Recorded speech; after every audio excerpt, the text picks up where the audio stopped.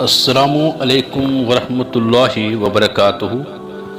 معزز حاضرین، میں ہوں آپ کے سامنے آپ کا دوست محمد فاروق روشنی سب کے لیے پروگرام لے کر حاضر ہوں۔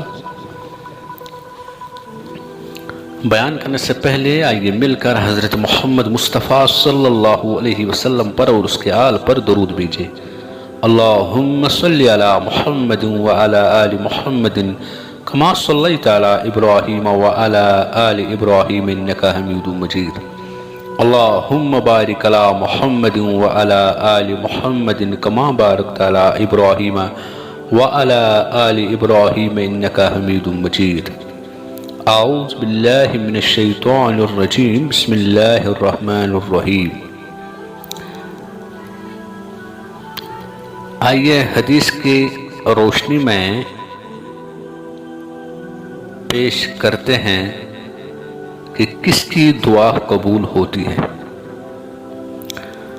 حدیث شریف ہے کہ عن ابی ہریرہ رضی اللہ تعالیٰ عنہ قال قال رسول اللہ صلی اللہ علیہ وسلم ادعوا اللہ وانتم موقنون بالاجابۃ واعلموا ان اللہ لا يستجیب دعاء من قلب غافل لاہن، رواہ ترمذی۔ اس کا مفہوم ہے کہ حضرت ابو ہریرہ رضی اللہ عنہ روایت کرتے ہیں کہ رسول اللہ صلی اللہ علیہ وسلم نے ارشاد فرمایا، تم اللہ تعالی سے دعا کی قبولیت کا یقین رکھتے ہوئے دعا مانگو، اور یہ بات سمجھ لو کہ اللہ تعالی اس شخص کی دعا کو قبول نہیں فرماتے جس کا دل دعا مانگتے وقت اللہ تعالی سے غافل ہو، اللہ تعالی کے غیر میں لگا ہوا ہو۔ ترمذی شریف۔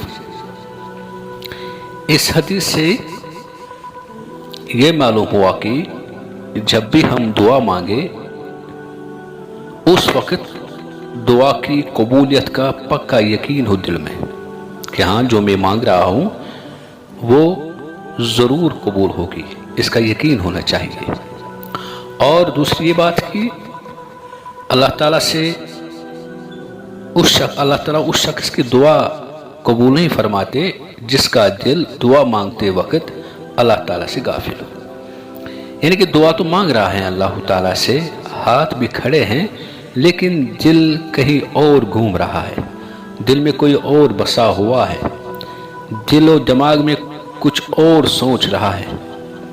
اس وقت حدیث کے مطابق اس شخص کی دعا قبول نہیں ہوتی ہے۔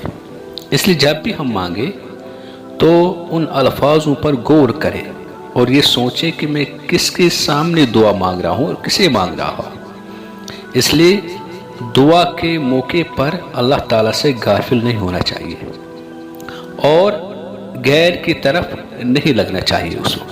اس وقت دعا کے موقع پر صرف اللہ تعالیٰ کی طرف دھیان ہو اور یہ سوچے کہ میں کیا مانگ رہا ہوں، ان الفاظوں کی طرف دھیان دے۔ دوسرا حدیث ہے کہ حضرت حبیب بن مسلمہ فہری رضی اللہ عنہ فرماتے ہیں کہ میں نے رسول اللہ صلی اللہ علیہ وسلم کو ارشاد فرماتے ہوئے سنا، جو جماعت ایک جگہ جمع ہو اور ان میں سے ایک دعا کرے اور دوسرے آمین کہے تو اللہ تعالیٰ ان کی دعا ضرور قبول فرماتے ہیں۔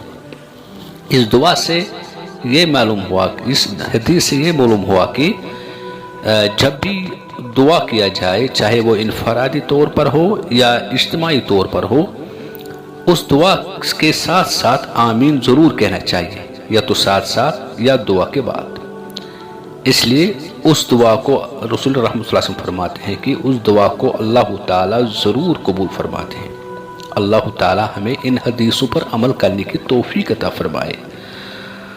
آپ سے یہ گزارش ہے کہ اس چینل کو سبسکرائب کیجئے اور شیئر کیجئے، پسند آئے لائک کیجئے۔ آپ سے پھر ملیں گے انشاءاللہ الرحمن، اگر زندگی رہی تب تک کے لیے السلام علیکم ورحمۃ اللہ وبرکاتہ۔